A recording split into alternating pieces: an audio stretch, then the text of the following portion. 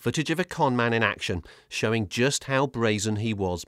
James Brown had taken 92-year-old dementia sufferer Helen Reeve-Smith to the bank so she could cash cheques and give him the money. He stands with her at the counter. Today, Brown and members of his gang were jailed at Chelmsford Crown Court. It's feared they conned scores of pensioners out of at least £1 million. The gang cold-called pensioners, befriended them and then charged them extortionate amounts of money for building work that was either unnecessary or shoddy. Some vulnerable and lonely householders, unlucky enough to get a knock on the door, lost their life savings. Well, I think having dealt with most serious crimes over the last 20 years, I almost view it as one of the saddest cases I think I've ever been involved in. One of the victims, 86-year-old Andrew Millar from Colchester, registered blind. He says he lost between £250,000 and £300,000. The gang persuaded him to make investments in land and gold. The investments were bogus. All the luxuries have gone. If I've got no money left, if I had to go into a retirement home, should I not be able to look after myself?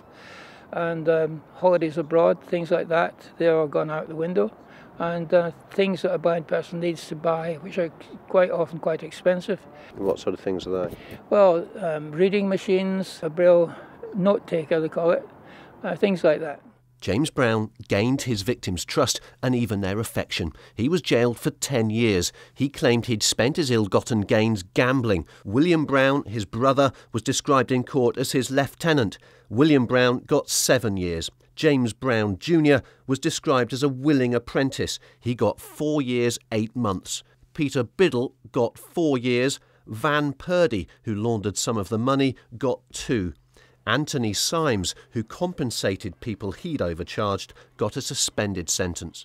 Do not deal with somebody who just comes casually knocking on your door looking to do any sort of work for you, because that's how the cons start. Passing sentence, the judge told the gang they had a total absence of compassion or sense of decency. That had been replaced, he said, by naked greed.